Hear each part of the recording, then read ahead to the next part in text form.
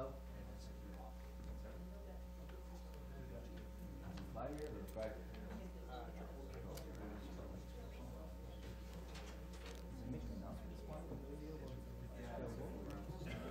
know it's done. See, I announced it more. It's not announced.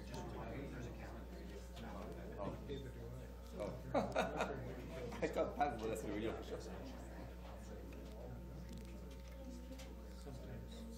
I know somebody told me at 2 o'clock that it was announced at 1 point, but it was done. Oh, Yeah. Yeah, it was supposed to be announced this morning, that's why I didn't. But I missed it this morning.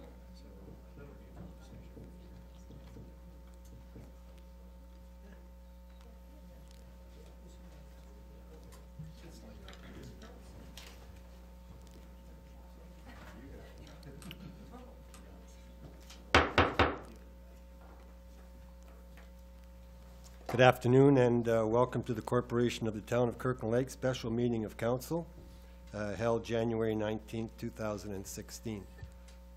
Just like to welcome a visitor from Karen Gerard from the Township of Hilderton. Karen's a councillor at the Township, and she's here to sit through our council meeting tonight. It was moved by Councillor Barker and seconded by Councillor Mino that Council accepts the agenda for its special meeting of January the 19th, 2016 as presented. All in favor? Thank you. Is there any declaration of pecuniary interest? None declared. I'd like to welcome Oscar Poloni from KPMG. And Oscar, if you'd like to come forward and set up, if you can turn the mic on there, that would be great. Oh, it's already on? It's already on. Thank you. Welcome to Council Chambers and welcome to Kirkland Lake. Well, thank you very much, Your Worship. It's always a pleasure to be in Kirkland Lake.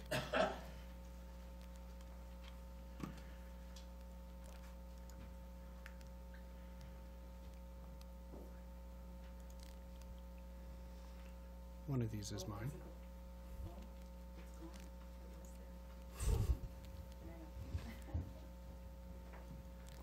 Technology is great until you need it. So. It is this one here? Yes. Do you want to leave this in open session? We can. It's up to you. Yeah, it's fine. Okay.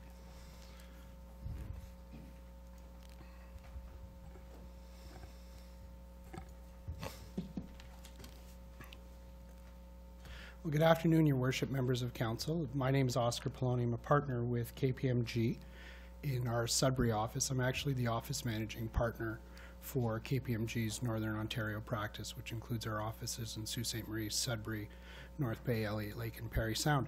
It's both a privilege and a pleasure to be here today to provide Council with a presentation concerning municipal service reviews and reviews of operations. Initially, there was some discussion about having this in closed session. I'm quite content to do this in open session if Council would like to do it in the interest of transparency.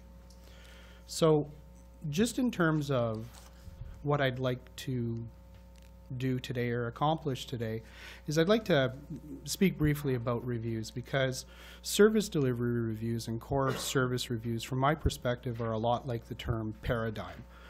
People throw them around a lot, but frankly, some people don't understand what it means. I don't understand what paradigm means as well. So I do want to talk about types of reviews and what they entail from a work consideration. We've done about 25 service reviews since 2010, different municipalities, different circumstances. And because of that, what we've been left with is a list of things that we would suggest that Council wants to consider when you move through this process, because these aren't necessarily easy, and in a lot of cases you can produce what my mother calls achido within the community. And then, to the extent that Council has any questions, happy to answer them at this time. I'm here. So if you've got some questions, let me know. From our perspective, we responded to an expression of interest that the town has issued for people to come to speak to Council. And so we're very happy to be here, and thank you very much for extending us the invitation. So what we are finding is that across Ontario, there's a number of municipalities that are looking at their operations. And when they do this, ostensibly it's to improve efficiencies, to ensure value for money for taxpayers, and in some respects take the pressure off of their municipal levy. And what you will find is oftentimes, as I've mentioned, they'll call them different things. They'll call them service delivery reviews. In Toronto, they called it a core service review. Some people will call them operational reviews. Kenora called it an organizational review. Town of Midland called it a management study.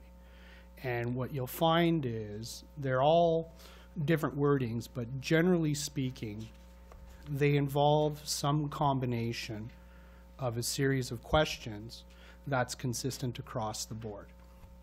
And so for the information of council, in our experience, there's generally been 5 things that municipalities try to answer. The first question is what do you do and why do you do it? What you will find is that municipalities get built over time. And so, for example, we're doing work in the township of Chapleau. If you know Chapleau, you have to cross a bridge to get across the railway tracks. You pass their pumping station, and it's got a sign on it that says 1910. And that's a community that's been in existence for 100+ years.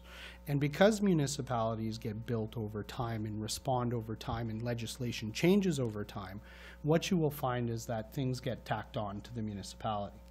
And when you ask people why you do what you do, the answer is, generally speaking, because we've always done it. And we've always done it this way. So what a service review is it's an opportunity for you to look at your operations and say, what do we do and why do we do it? Why do we have to do this? The legislation with respect to long-term care homes has changed. And so because of that, there's no requirement for municipalities to actually be involved in the business of long-term care.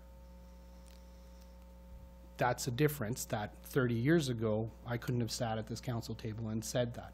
So as things change, you have the opportunity to change.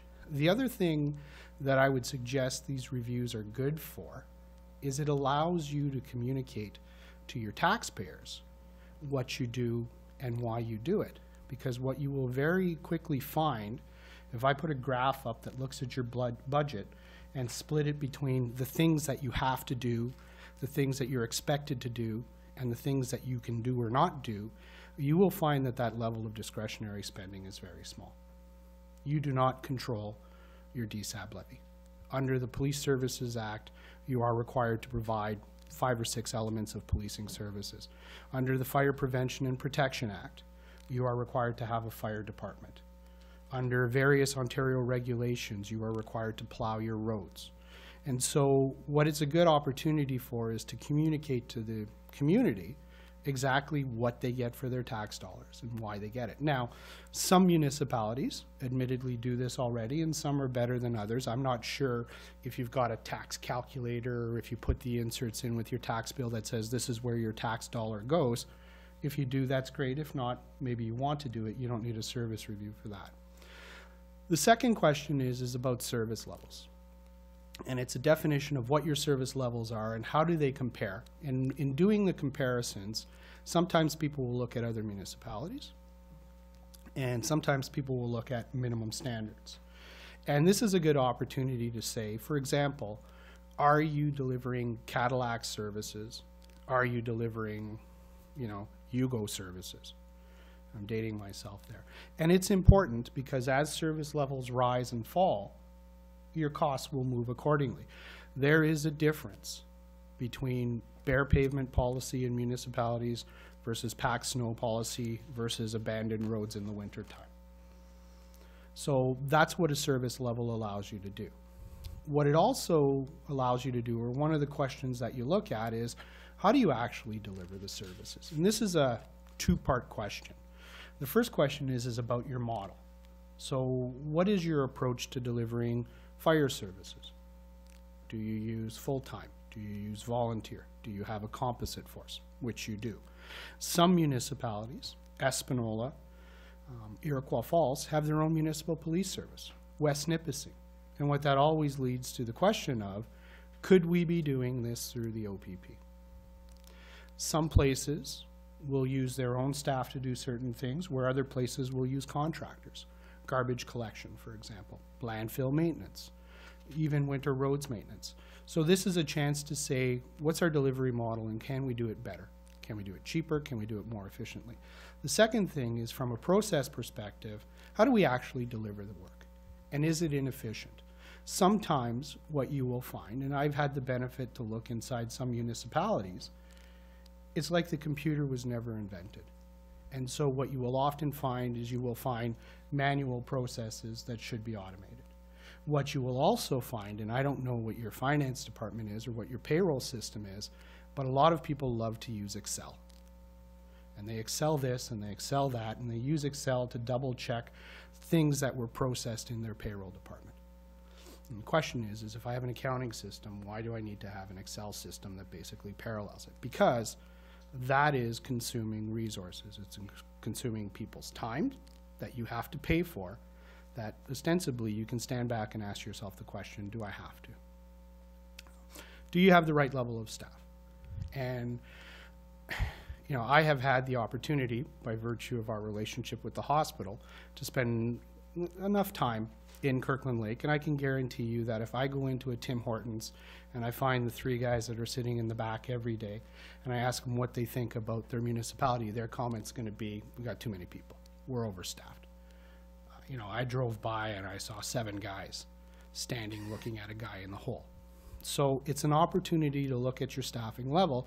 It's also, though, the opportunity to consider reasons why people have that perception that isn't the case. So my example, for the sake of council, is I drove by one day and I saw 3 guys watching 1 guy in a hole. Okay, so let's talk about that. The Ministry of Labor considers a trench, a hole, a confined space. And so what that means is I need to have a guard. So I automatically have 1 guy watching 1 guy in a hole. Depending on where the location is, I may not be able to actually bring the vehicle to the site. So I may need a second person who actually brings tools and bring parts back and forth between the vehicle and the hole, because my other option is to use my guard, which means I got to pull the guy out of the hole. So then I got 2 people on the site. Or maybe the second person is running traffic control because it's a busy street and I don't want my employee to get clipped. If my supervisors are doing their job, I would expect that they would visit the guys as they're working. And what do I got? I have 3 guys watching 1 guy in a hole. Is there anything I can do about it? Absolutely, if I want the Ministry of Labor to give me a problem, or if I don't want to supervise my staff. So it's a good opportunity, once again, to really understand the why of what you do. The 5th question that people often ask is about your organizational structure. And does it work? Do your departments collaborate? Do they share resources? Are they efficient in sharing staff?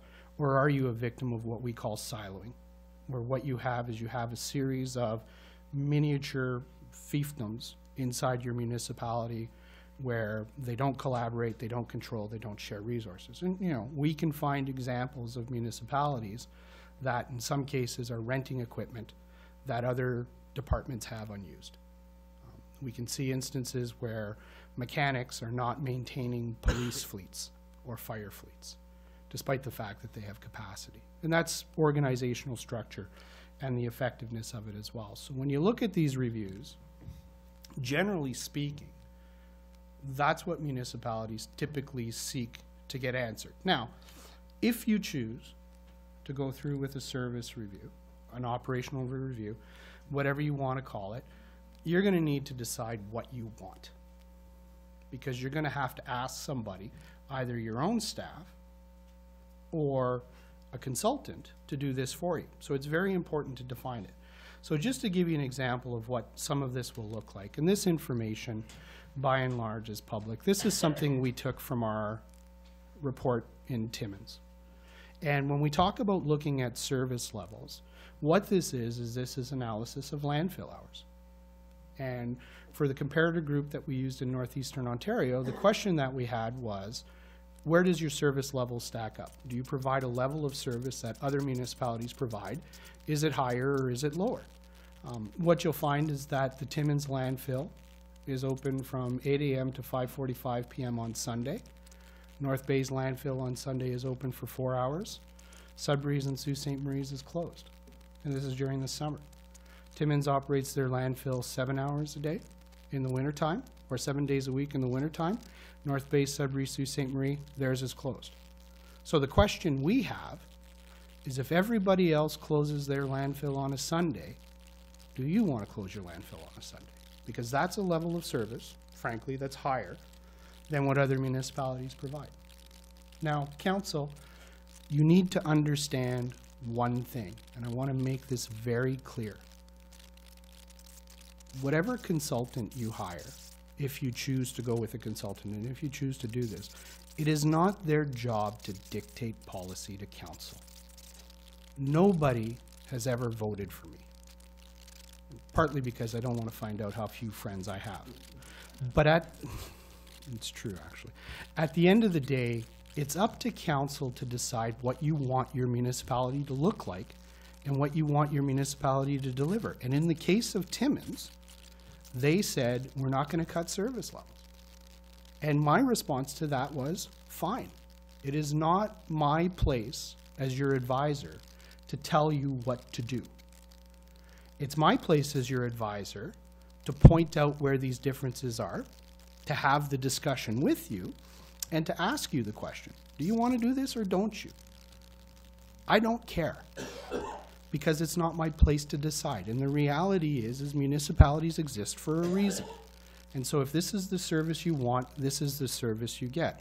What this is, though, is this is addressing all of those elements that get tacked on over time to say, okay, this is how our landfill has now evolved, this is how it compares, do you want to do it or not? And it's up to council to decide. Council calls the shots. Straightforward.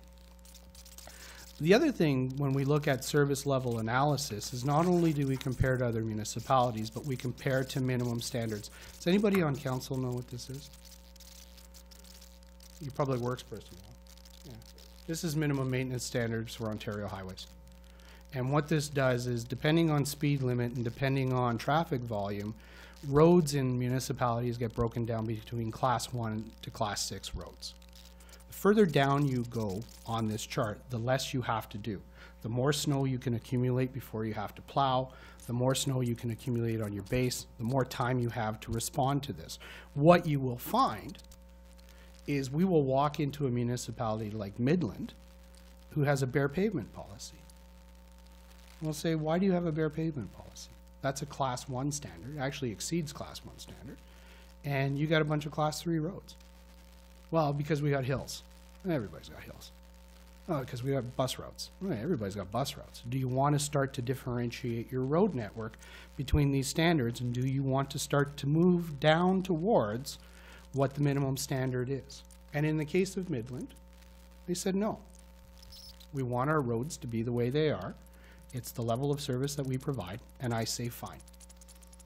It's not my issue. I want to have the conversation. This is particularly relevant in Northern Ontario, because I will guarantee you, depending on the size of your footprint, you probably have class 5, maybe a class 6 road. And the interesting part about a class 6 road is you don't have to maintain it.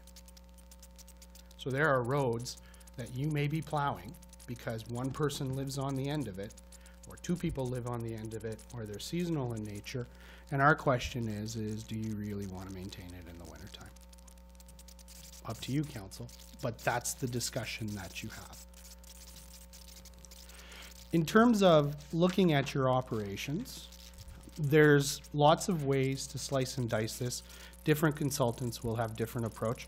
I'll tell you right now, I'm a big fan of looking at municipal fleets. I'm a big fan at looking at when you use your equipment, how you use your equipment, and do you literally have hundreds of thousands of dollars invested in major pieces of equipment that are being used 100 hours a year, right? Because if we find that case, then my question is, fine, do I need to buy a grader or can I rent it? And if I need to rent it, do I rent the grader or do I rent the grader with the operator? Graders, street sweeping, vacuum pumps, specialty equipment, right? There may be some cases where you're actually renting stuff that frankly, you should be buying. Curious to see how much money you spend on outside electricians and outside plumbers, and whether it would be more financially prudent to bring those services in-house, right? I don't know the answer, but this is where the operational aspects come into play. We key on fleet because we want to see how many pickup trucks you have. And are your building inspectors driving $55,000 pickup trucks when they can be driving $25,000 subcompacts? Right? These types of discussions. When we talk about operational analysis, not only do we look at equipment, but we look at staffing utilization. And what this is this is monthly building permit activity. And unless your municipality is different than the probably 100 municipalities I've ever dealt with, your building department's probably very busy in the summertime and not so busy in the wintertime. And so the question that a guy like me comes around and asks is, okay, what do you do in the wintertime? What are you focusing on? How are we using these staff? How do we use them better? How do we stream this line? Because the challenge that municipalities have, whether it's winter roads maintenance or public works or building permits, parks and recreation, that type of stuff, there's a lot of municipal departments and municipal functions that on a monthly basis go like this, right? And our question is are you staffing and are you equipping for the peak, the middle, or the bottom? Because if you're staffing for the peak, everybody who's ever run a chartered accounting practice will tell you you never staff for tax season, because you've got people that are sitting around for 10 months of the year. So what we try to do is find what the optimal line is. And to the extent that we have things like this, what we then say is, okay, if I've got building inspection staff that have capacity, what do I do with them? Do I sell them to other municipalities? Do I put them on enforcement? Do I put them on inspections? Do I put a push on to close open building permits so I can get that assessment and tax it? So it's a question of optimization. And I hate to throw buzzwords around, but from a taxpayer perspective, value for money means if I'm paying money for somebody to do a job, they should be doing the job. And I'm not saying your staff aren't. I'm just saying these are the things that people should look for. From a comparative analysis, and you will have seen this in the Timmins report if you look, you run comparisons against other municipalities. And the secret to doing the comparative analysis, particularly if you're looking at other municipalities, is to make sure that the analysis makes sense. And when I say it makes sense, I mean that in two ways.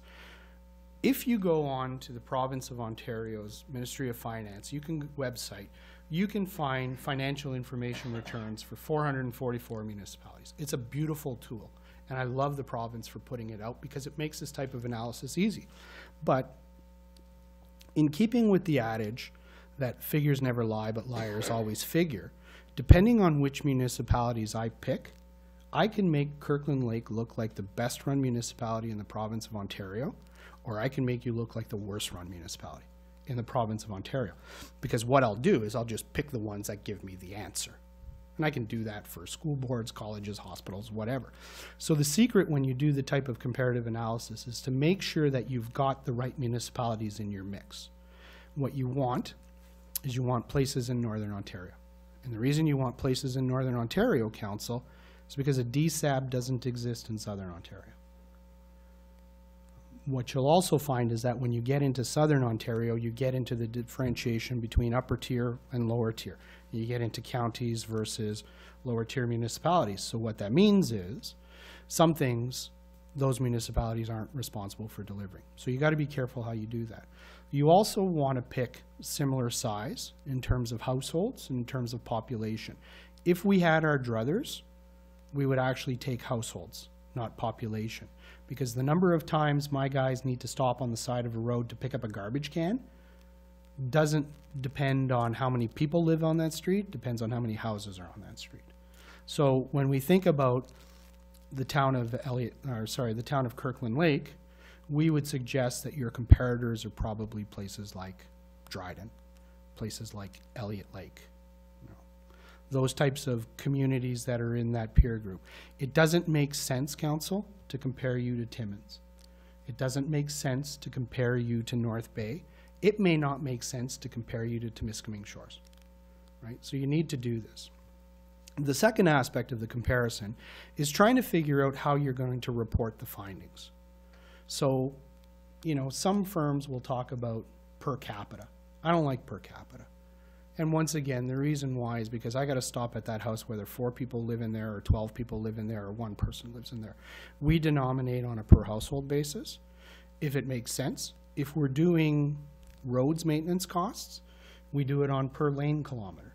A lane kilometer is if I got 1 kilometer of 2-lane road, that's 2 lane kilometers. Because then it's relevant to how long the street is. Whether there's 100 houses on that road or 10 houses on that road, I still got to plow that road. I still got to maintain it in the summertime. So lane kilometer becomes the issue. In the case of building inspections, we do it based on building permits because that's the level of activity. You need to understand that when you look at this, you will express these things in different avenues. Water and wastewater costs, your temptation will be to do it based on how much water you produce and how much wastewater you treat. So you do it on a cubic meter basis. We would suggest to you that's the wrong approach. And the reason why is because 80 to 90% of a water treatment plant's costs are fixed.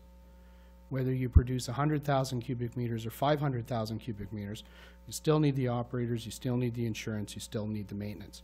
Your variable costs, electricity for the pumps, chlorine, small percentage. So if you try to do it based on how much you produce, you get the wrong numbers. So you got to be careful with how you do this, and these are things that you'll need to consider when you do the analysis. Because, as I mentioned, anybody can go on the FIR and pick what they want and make you look bad. There needs to be some consideration behind that. And I don't know whether there's a taxpayers association here, if your Chamber of Commerce is talking to you about this, that type of stuff. I will tell you, when you do comparative analysis, we do not look at tax rates. And the reason why is because tax rates are dependent on the value of the house. And if I take a house from Kirkland Lake and I pick it up and I move it to Sudbury, the assessment will change. If I move it to Manitowaj, the assessment will change. The issue is that house is still the same house. So when we look at tax analysis, we talk about taxes per household. Because at the end of the day, if you ask me what my tax bill looks like in Sudbury, I won't tell you I pay 1.7% of assessed value, right? I'll tell you I pay X thousand per year, because that's what I know, right? When you look at comparative analysis, and other things that you may want to look at is not just financial analysis, but this is an example of where we looked at how many fire stations do you have? How many firefighters do you have? And I'll be very frank, Council. We look at how many fire stations you have with the expressed intention of coming forward to you and saying, do you want to close a fire station? Now, you have 1, so it takes that discussion away. But, we can talk about arenas, you can talk about public works depots, you can talk about all sorts of stuff. So it's not just financial comparison. You could look at the elements that go into your costing to get some sense as to how you fare. The other thing you can look at is your user fees and what percentage do you recover. I am a strong proponent that no arena in Northern Ontario should pay for itself. And the reason why is because if you did that, only rich kids would skate. Now, I am far from being what people would consider to be a red socialist, but at the end of the day, I understand the value of public services and the value of public policy. The question is are you giving services away? And the comment that I always love is, well, if you charge me more, I'll just go to another municipality. And my comment is, oh, you want to drive an hour and a half in a snowstorm to get to an arena to save $10 an hour so that you can drive an hour and a half back in a snowstorm? Fine. Right? And what you will find is as you go through this process, your recreation groups are probably some of the more reasonable groups that you are going to find in your municipality, where they understand the value of the service, they understand that it costs money, and they understand that they have to pay. So don't be afraid to engage in that conversation. When we talk about processes and how things move, this is what we call business process mapping. And what this is, in this case, is it follows a payment through a Parks and Recreation program for one municipality. And what we looked for is, do I have any issues where I've got inefficiencies, where I'm using manual stuff as opposed to automated stuff? I look at, do we have any financial risks? So do I have a potential issue from an internal control perspective? In the case of this municipality, which is not located in Northern Ontario, if I was a Parks and Recreation employee, I could basically go in, steal all the cash, and delete all the transactions, and nobody would know. Bit of a risk. We look at whether you have customer service implications. Are you making people get into 3 different lines to do things? And I'll tell you this, Council. I've been working at KPMG for 25 years. And 4 years before that was my first year of university. And I still remember at Laurentian University where I had to get in line behind 15 people to register, and then I had to get into another line behind 16 people to pay my tuition, so I could go back in the line behind 15 people to demonstrate that I paid. You know, and the concept of a one-window system or a one-shop system, you know, you can't tell me that's the best way. You can't tell me that's the best from a customer service perspective. So when you do these things, what you will sometimes tease out isn't necessarily a process inefficiency, isn't necessarily an internal control risk. What you'll find is stuff that drives your taxpayers bonkers. They'll say, you know what, I don't understand why I have to do this. And this happens more often than you think. What's your Parks and Rec system? Are you on class? Yes. This is you. Surprise. Are you going to active net? We are active net. Okay. There you go. Why call it class? Just because not everyone knows different? Yeah. I do. Thank So, you. sometimes people will ask us how much our staff are paid and whether it makes sense. And this is what it looks like. Sometimes what they'll ask is they'll say, what's our vacation policy? Are we too generous? What's our sick leave policy? Are we too generous? You know, and we like to look at sick leave because if you put sick leave on a graph, say how much do I incur on Monday versus how much do I incur on Tuesday versus Wednesday versus Thursday versus Friday, what you generally find is the graph looks like this. People get sick on Mondays and they get sick on Fridays. Right? And depending on your attendance management policy, you can have people that are just soaking you. I'm not saying it happens here, and I'm not saying it happens all the time in every place, but you can see it. We look for it. So when you put this together, there's generally speaking 3 things that people will do. They'll get into the documentation. They'll get into the information. And this, for example, is show me the hours that I use on equipment. Show me the utilization of my library. Show me the utilization of my Parks and Rec facilities. Give me some sense as to what the municipality does. And that's a number crunching exercise. There will be, or there should be, consultation with staff. And I'll tell you this, Council, I could do a service review on your municipality without talking to one person in the building. I won't get everything, and a lot of stuff won't be right, but I could do it. I'm suggesting to you, you don't want to. And what you need to recognize is this. How many employees in this town of Kirkland Lake?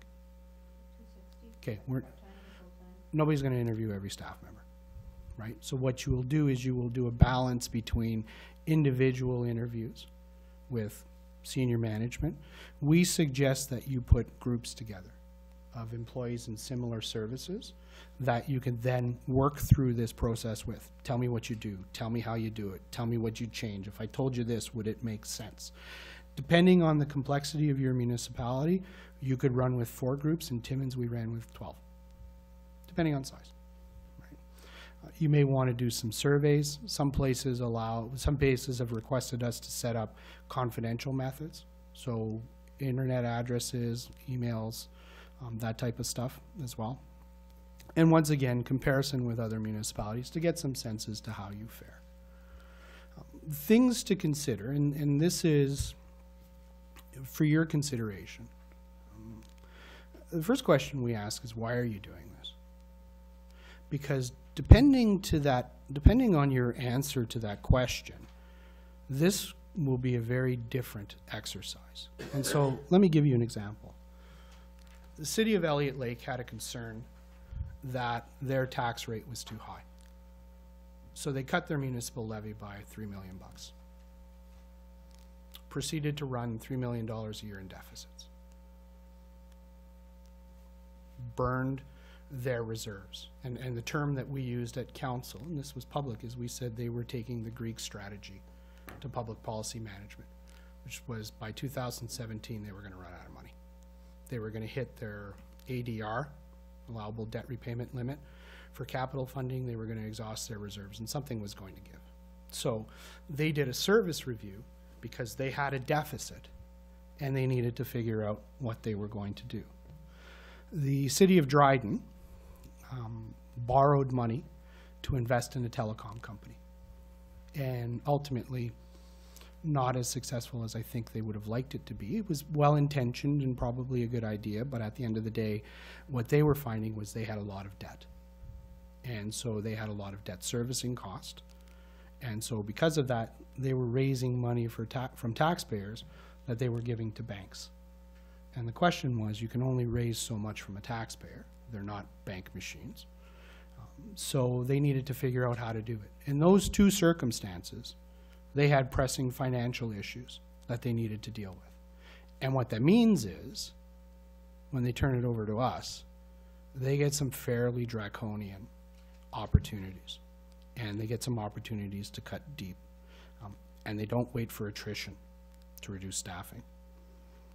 The day after we presented in camera to the city of Elliott Lake, they laid off 10% of their workforce because they had to.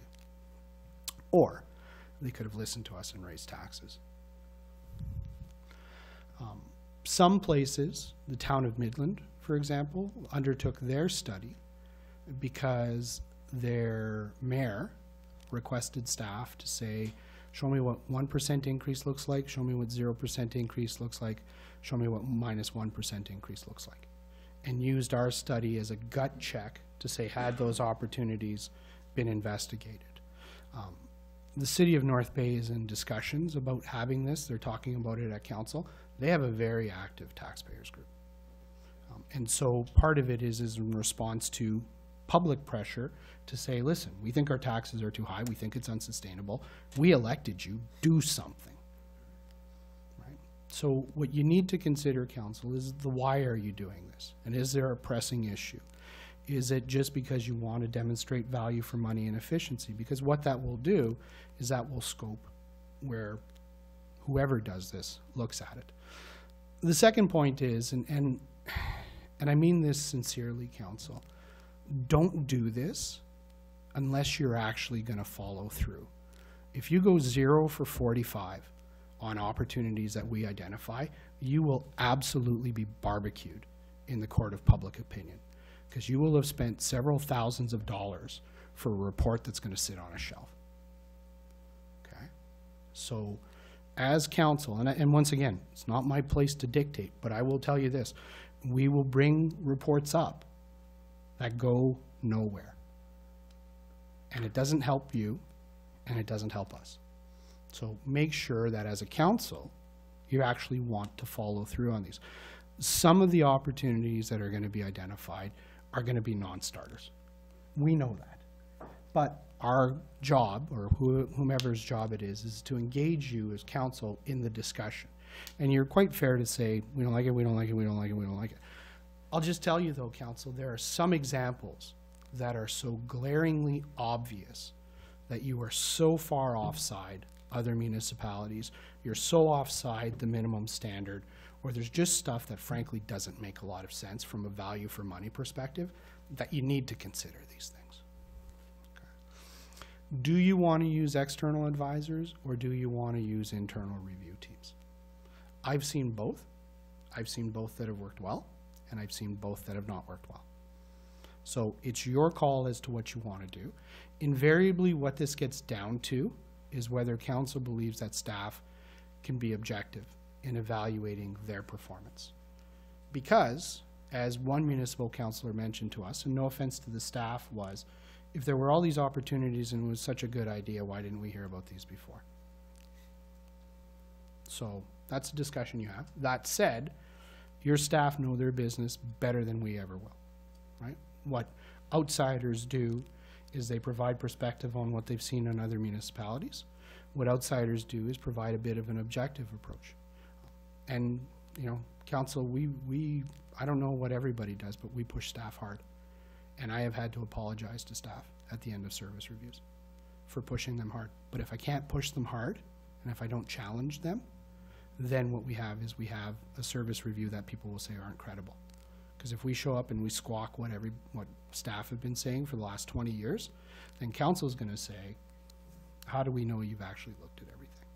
So it's a balance, and we're not, to your CAO and to your staff, we're actually not that big of jerks. But at the end of the day, we engage your staff in difficult conversations. And there will be some times where we will come to council and we will say, this is what we think, and your staff disagree with us.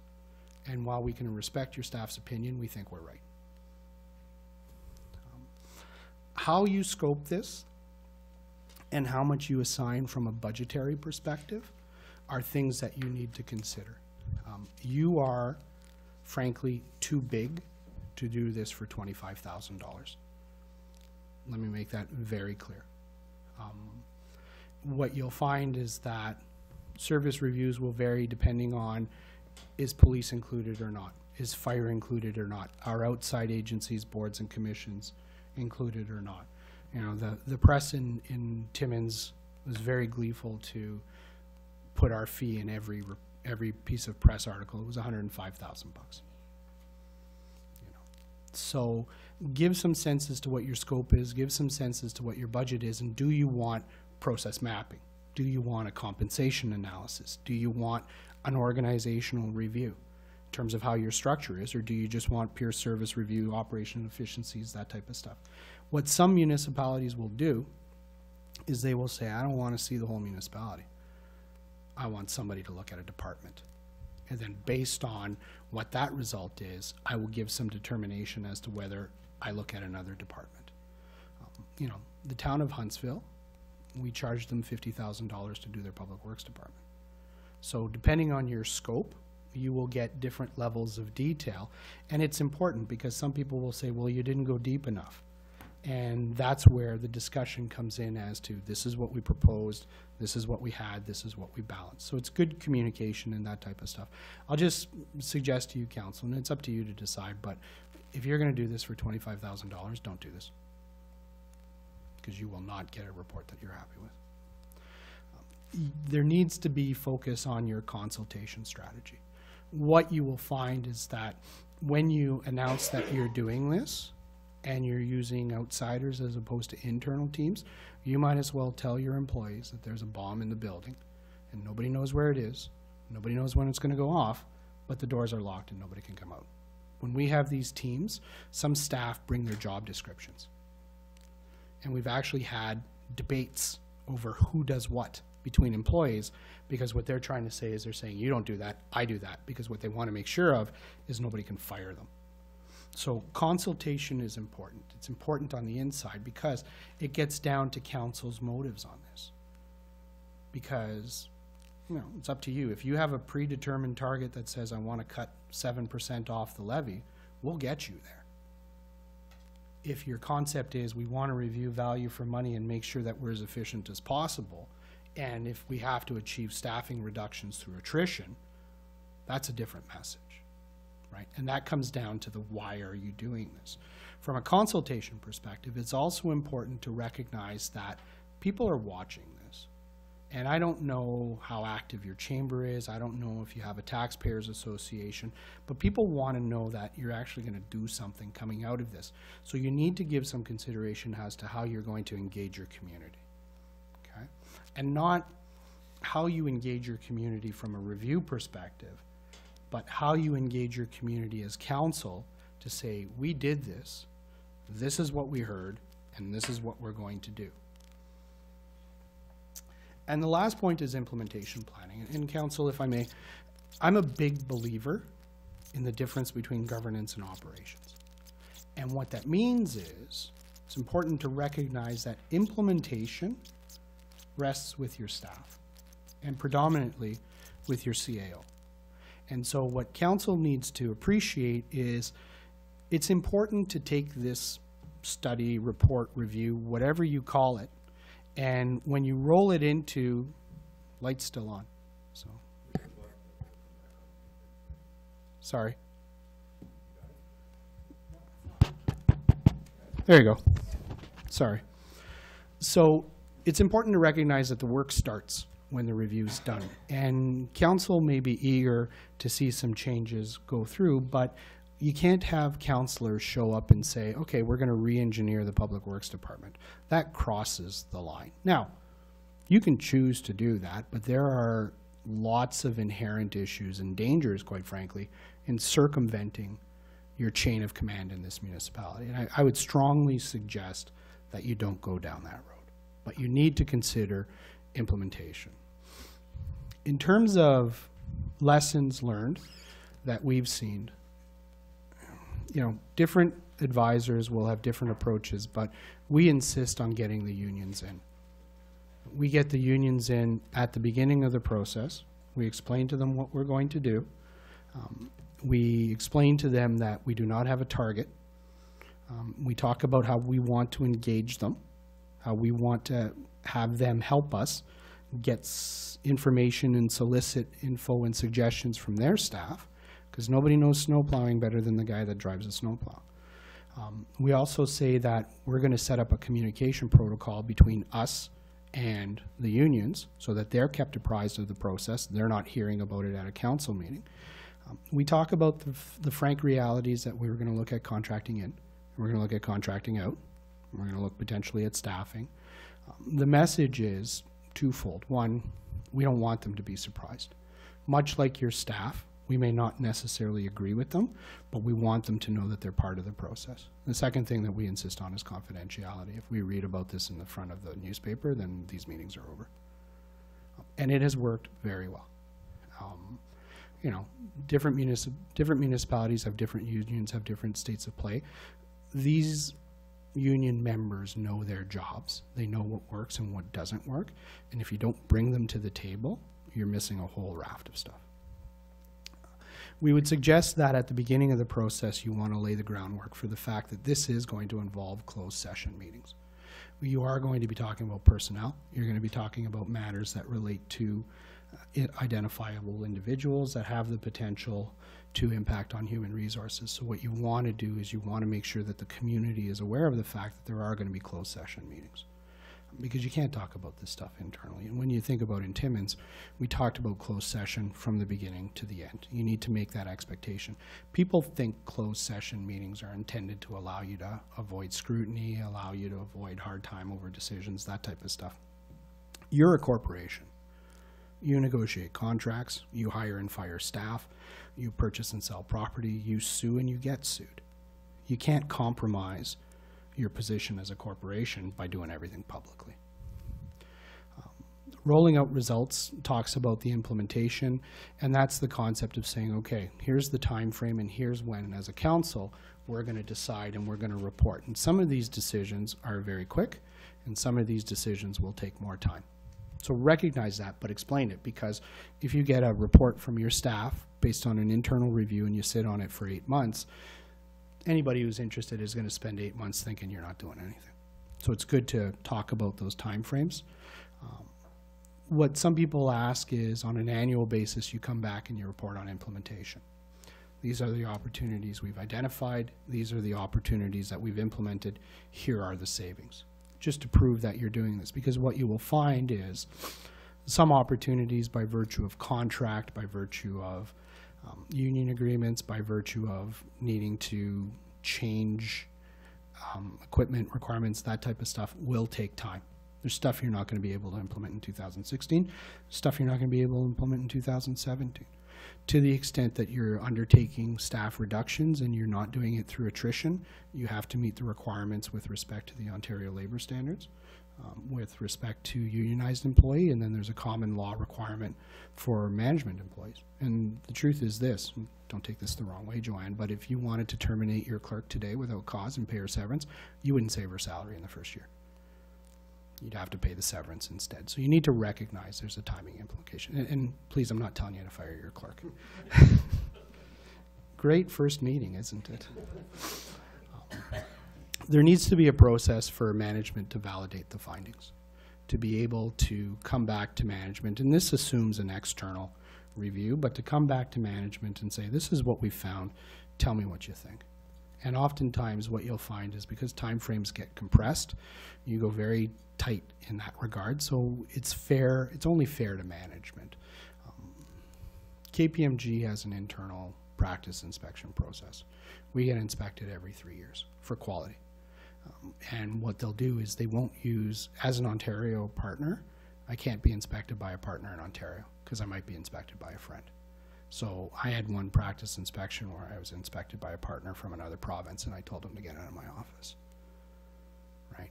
These things, when people come in and question how you do work and question the value of what you do and the process and the efficiency of it, it has the potential to raise some hairs, so you want to make sure that they feel they're consulted. Once again, I don't have to agree with them. I just need to make sure that I can stand in front of council and say, we talked to your staff, we tried to give them a chance. And lastly is you want to make sure that staff that contribute to the process have protection. And I don't know what the labor climate is in the town. In some places it's very good and staff are quite prepared to speak freely in front of their management. In other places it's not. They prefer to speak sotto voce. What you want to make sure is that you don't have a situation where a staff member says something at a team meeting and then the day after the manager's calling them into the office to explain the comment, because that doesn't help anybody. So, Your Worship, members of council, this is a bit of a overview of what a service review, an operational review, whatever you want to call it, looks like. By and large, and I'm not trying to be coy here, you're in the driver's seat as to what you want to do. We've tried to give you some suggestions and some insight into how these things are done, and admittedly, this is KPMG approach. Other firms will have different approaches, and that's fine. We're big boys with long pants. We know we have to compete. But it gives you some sense as to how you may want to take this down. And council, we hope we've given you some insight in things that you can consider and things that, frankly, you should consider before you even start this process. So, Your Worship, members of council, thank you very much for the opportunity to be here today. If you do have any questions, I'd be happy to answer them at this time. Okay, thank you, Oscar. And comments from council? Questions? Okay, certainly would want to thank you for I guess, laying out the groundwork and giving us a good explanation on what you do and what we can expect. Mm-hmm.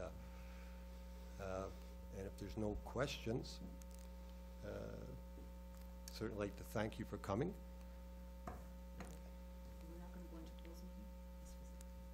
Well, sorry, I have a couple of questions I wouldn't mind asking in closed, but the only concern that I have, Joanne, is they actually don't meet the provisions for closed, because this is training, so we could have gone closed for this, but for my questions, that's fine. I can bounce them off your CAO. So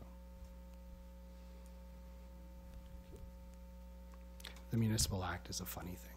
Sure is. That's why we need Joanne. I didn't say that. Okay, it was moved by Councillor Mino and seconded by Councillor Barker that council adjourn its special meeting of January the 19th, 2016. All in favor? Thank you. Adjourned.